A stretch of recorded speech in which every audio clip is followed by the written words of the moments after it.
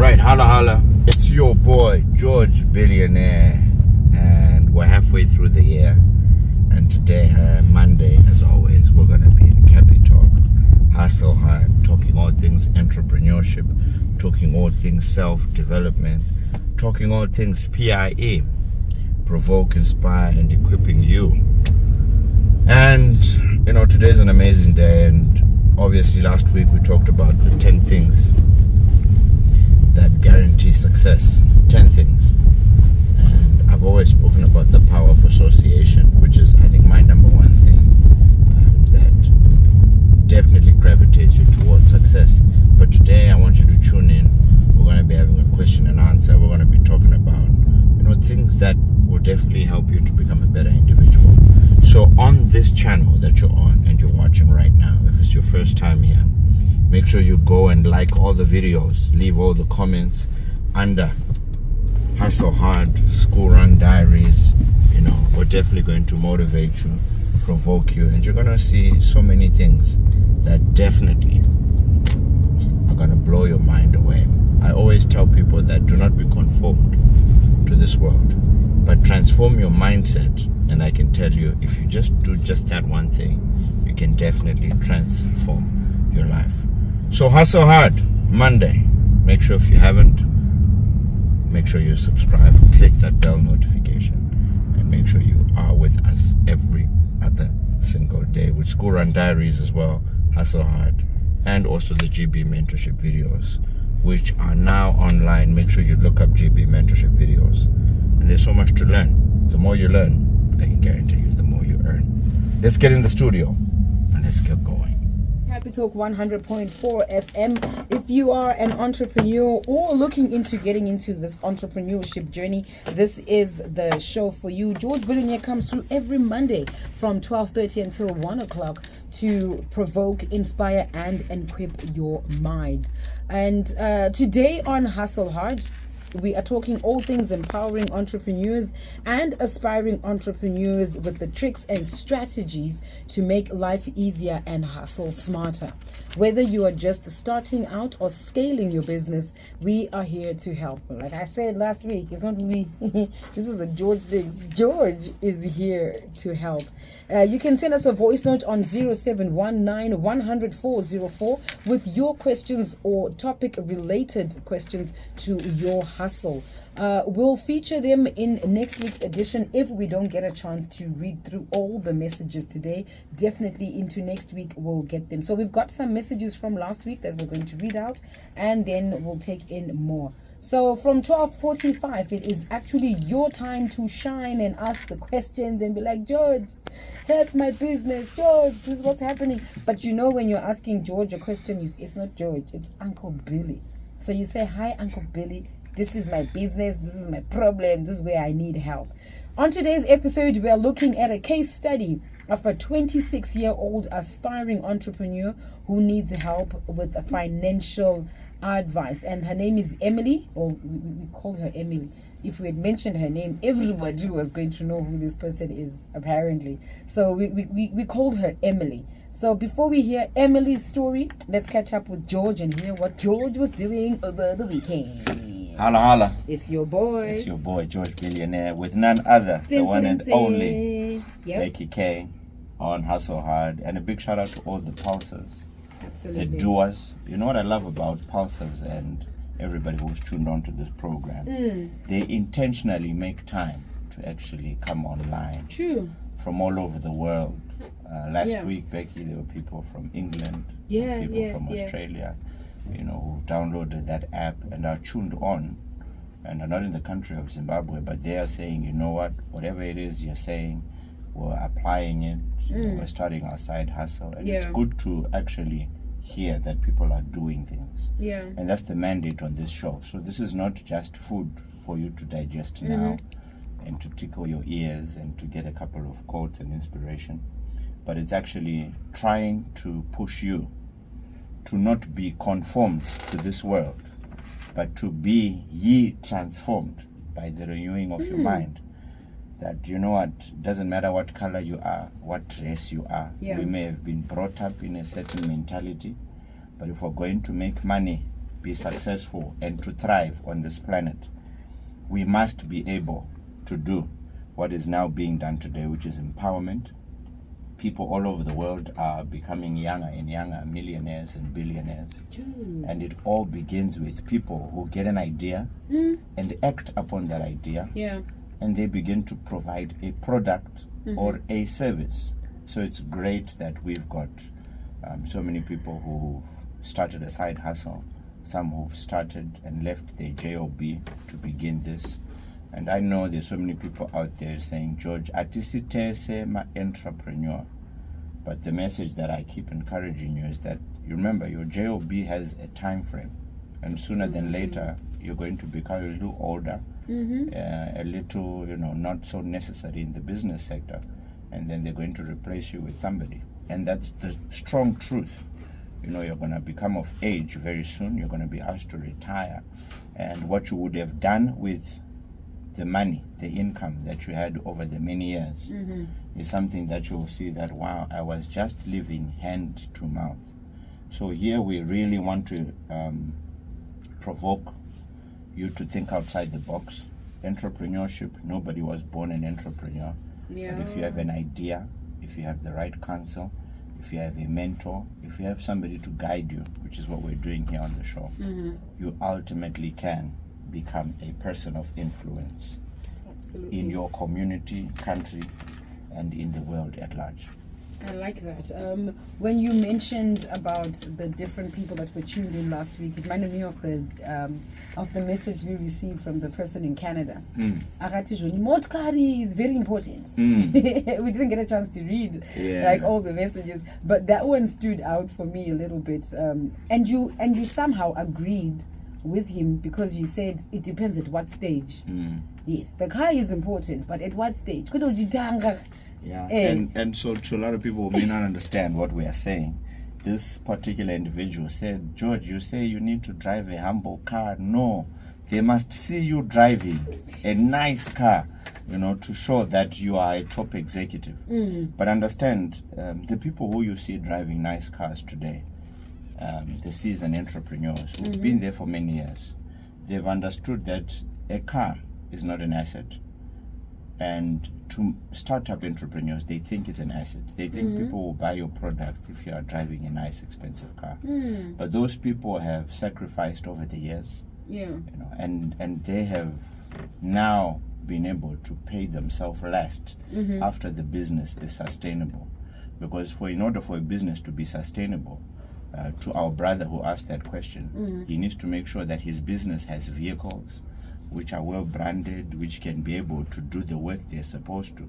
Instead of you buying yourself a car before you have company cars, it doesn't make sense, because that car that is worth X amount of dollars could have been stock that you could have turned over 5-6 times, and then you buy yourself a decent car. So with us, especially Africans, we love to be seen. Because we think the bigger the car, the bigger the deals that will come through. Because I'm trying to think, if you were to drive into someone's office and park your car, and you are going there to ask for a $2 million investment, are they not going to question, or they are looking at your profile, at your portfolio? Are they really looking at the car that you came in with? So with big corporates, they actually look at your workmanship. Does he have capacity? So your personal vehicle is not capacity. Your fleet of vehicles for your company show that, wait a minute, if we ask this Pro Air guy to service our big company, which has branches all over the country, does he have capacity to get there? Or he just has one car and he's by faith? We asked him to come, and he came with a non-branded car to do the job. But once you see, the value of an organization, you're looking at, the number of cars they have to be able to deliver the goods and services that you ask them. So it's not just the boss's car. If the boss has a nice car and then he doesn't have a van to do work, it exposes the company a bit. So wisdom will tell you, if you're running a business and you want it to live long, and you want your brand to be known, it's about investing in your business. In your business. Make Okay. sure you've got the vans. And I think for many years, Becky, you know personally, I used to move around in a branded van for many years, many years, because I was advised by my many mentors that pay yourself last. Let's make sure, George, if you're asked to do nationwide projects, You're able to. you have a car in Mutare, one in Bulawayo, one in Gweru, and you just don't have one vehicle. Because if you want to grow, those vehicles are creating money for you. But the car you buy for yourself is a huge expense. And you can't manage even the basic service of that car. Yeah. Because you've promoted yourself too quickly.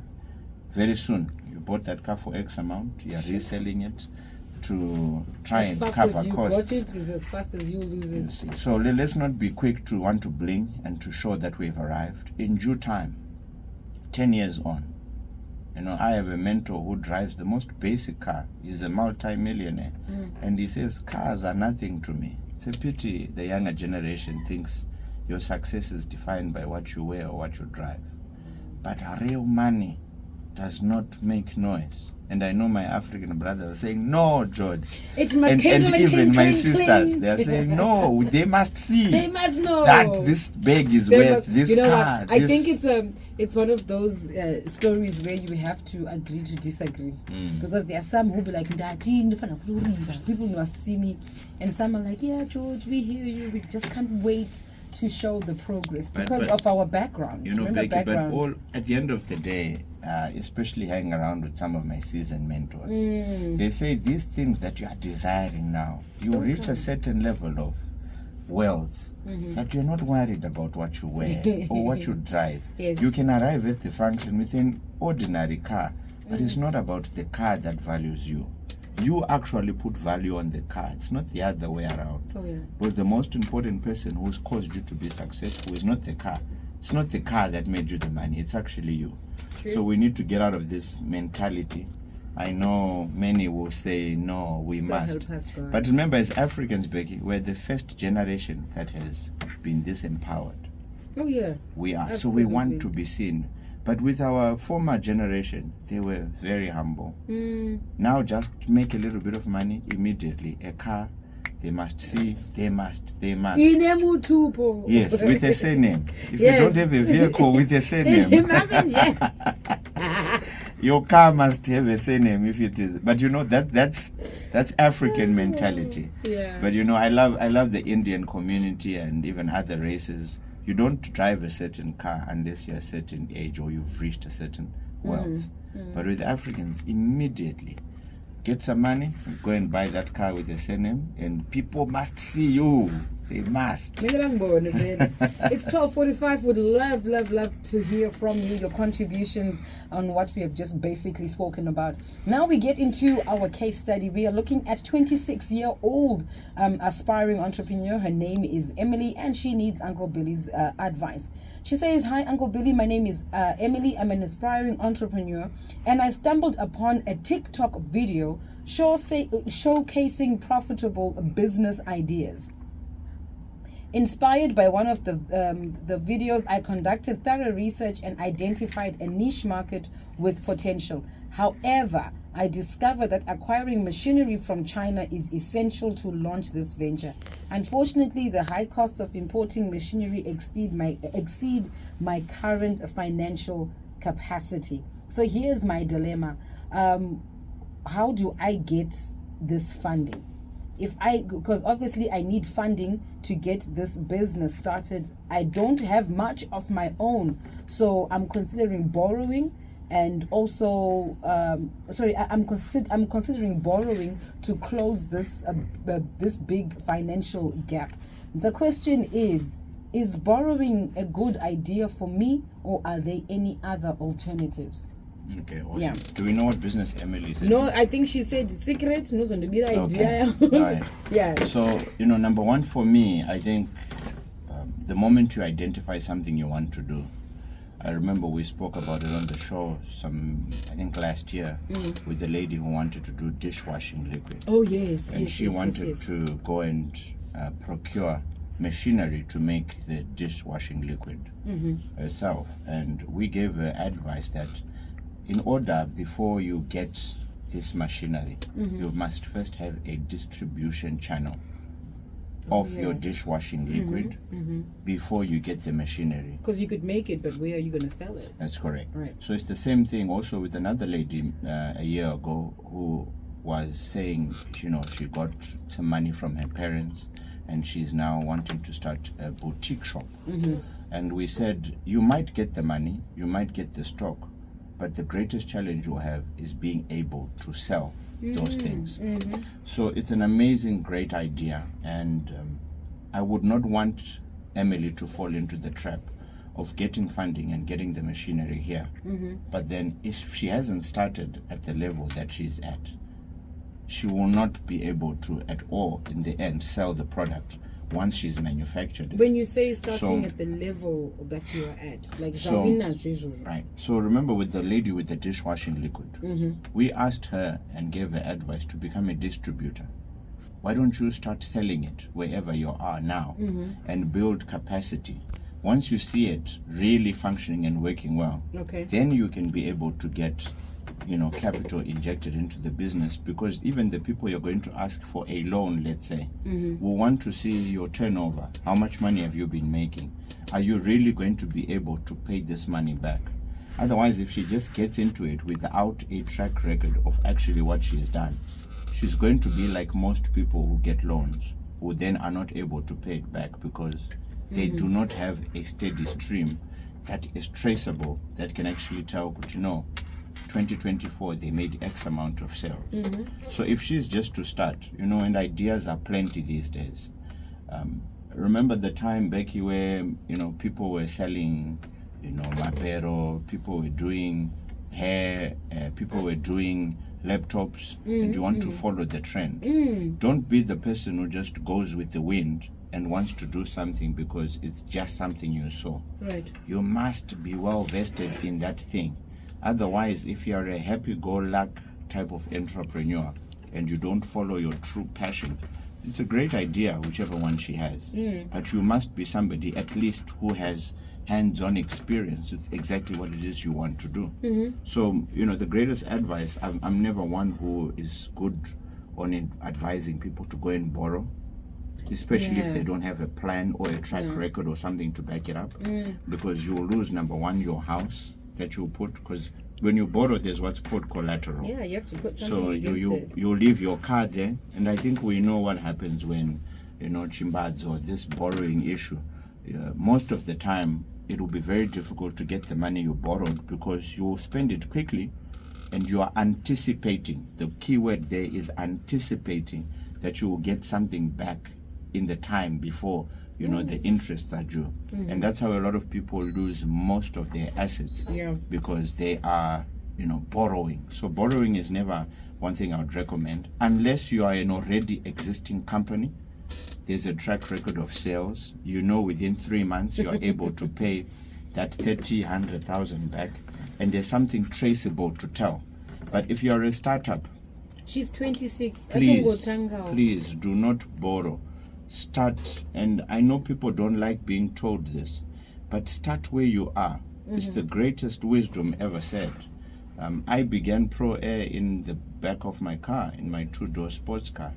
I started it, you know, in the cottage. We grew, and then until we got to have our own office now. So people don't like starting small. People don't want to sell their car.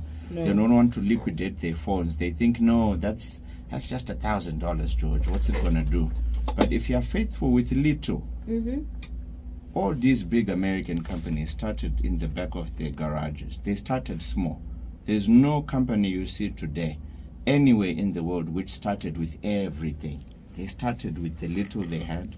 People had belief and faith in them with the little that they saw that they are trying. And then, you know what? Business grew from there. So if you're listening and you're thinking of starting, do not go and borrow unless you've got a track record of the sales you've had and you can really tell, I can give back this money. But if you don't have a track record, start small. A little on a little, and soon it will become something. So let's not try and do this microwave solution to success where we think, if I just get this, you know, I get this 10,000, within a month I'll have 20. That's not business. business does not happen that quickly. And if somebody told you, I think with the Ponzi schemes, you are told you put in 1,000, tomorrow to be 25,000. There's no success that happens that quick. If you see something like that, somebody telling you, no, I'll make quadruple these sales in a short time, clearly there's something wrong with that and it will not work. So let's be patient. Great things take time to grow. So let's be patient to grow through the process and not be envious and see others making it quick, and we think, no, if I just get this $10,000 to start this business, I can promise you in 2 months I would have paid it back. You will not, my sister or brother. You know, let's take it slowly. Let's learn through the process. Sometimes that business that you're trying to do may not actually work, but there's a great lesson you've learned in it. And I'm thinking, based on what you've just said, can you imagine if she does manage to borrow the money, she brings in the machinery and then the thing doesn't work? This is my thing. Sure. This is my thing. And I remember so many people got stock. Parents financed their kids to open a boutique, to open an electronic shop. But once it was opened, it wasn't functional because there was no business ethics in that individual. So the $10,000 that was put in a stock, after 3 months, if you looked at the cash flows, there was 1,500, yet all the stock is gone. Yet that stock was supposed to be equivalent to 18 or nearly 20,000. But because of mismanagement, at least that's the parents' money. Now think if it's somebody who is not aligned to you, who wants their money. They are going to liquidate your car. They are going to take you to the highest of courts to get back their money.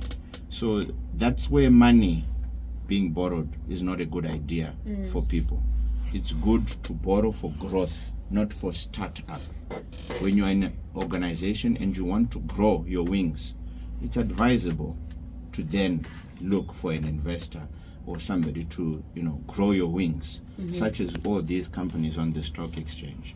They actually ask people to buy shareholding, investors to come in and invest for a certain percentage stake. Right. That's in order to make the business grow beyond the initial startup stage, because they would be wanting to cater to a larger market. But on the startup, my personal recommendation from the much wisdom I've received from many successful entrepreneurs, don't borrow at the beginning. Start where you are. It may be slow. Or we can borrow, but just not at the beginning. No, not at the beginning. Only when your business is now being able to trace the sales and we can actually tell your net profit in 3-4 months, then we can say we can repay back this in a specific amount. Not faith talk. We want actual statistics. I'm just going to go through like 3 or 4 messages that have been sent through while you were talking. Hans, hi, Uncle Billy. Iyo nyayema TikTok videos yati kwadza. It's business idea after business idea, but with no solution as to how to raise the funds. Thank you for cancelling out borrowing, because but these TikTok videos, you know what, when I saw the message come through, I just quickly went onto TikTok to just see what's being said and everything. And hey, post businesses to do in Zimbabwe, and then you see them, and from just one glance it makes sense. You can see, but then they are not considering, like, in Emily's case. But when she saw one of those videos, okay, with what I'm thinking, the ones that I saw that kind of like needed machinery, it's machines that are used for cutting some things or packaging, bottle making. Like those are the machinery that you would probably need. So I'm thinking, can you imagine she does borrow, the machine comes, and then there's probably someone who got even more favor than what she does, or maybe she did her market research really well, has the machines, and knows exactly where to get her clients. Then we have 26-year-old Emily with machines sitting, maybe a place or a factory to place those machines. And then like she's lost out, and then she's got money that she needs to pay back. Yeah, that will be a disaster. And I mean, that happens in any industry. You'll find people may start, there may be a big shark in that industry who then just undercuts everybody. What was 10 cents to make a bottle, he will charge 6 cents. And now you can't make your overheads because there's somebody who just brought in a brand new machine who can do far better, quicker, deliverable time, who doesn't ask for a deposit on beginning, and takes you out of the market, and you are now going to be left with no option but to sell out.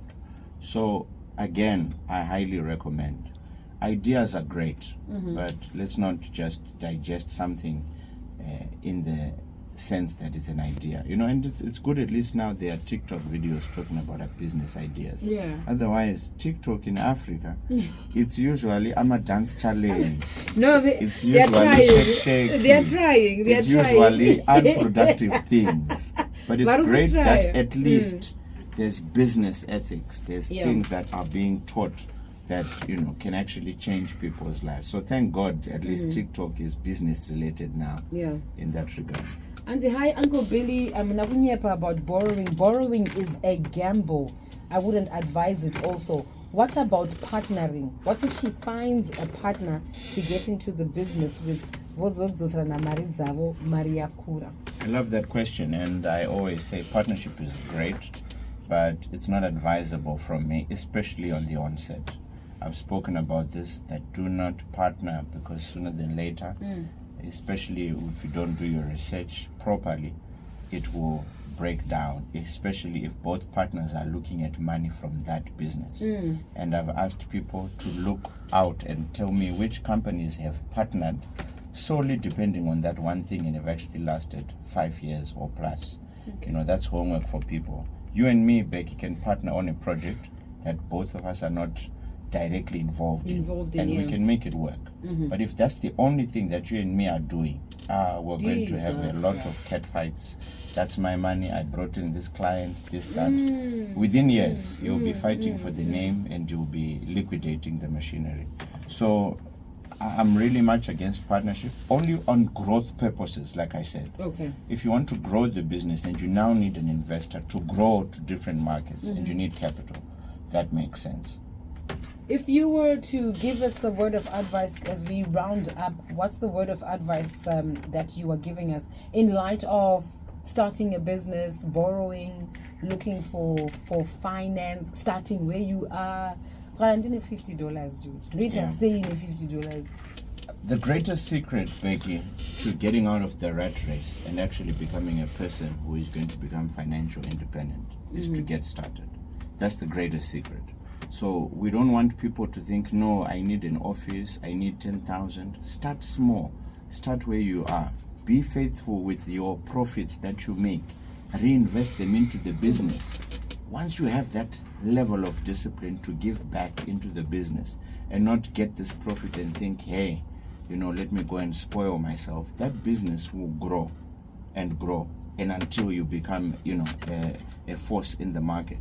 But majority do not want to start small. They want to start where they have all this abundance, and unfortunately that's not going to work. So to people out there, start where you are. When you have an idea, start it. The greatest secret in life is those who make mistakes are those who come up with new inventions. But if you're not making any mistakes or trying anything new, there's nothing that's ever going to change in your life, and you will remain POOR, passing of opportunities regularly, because you are staying in the comfort zone. That's Uncle Billy on Capital 100.4 FM, Harare's Heartbeat. It's 1 o'clock. Stand by for the news.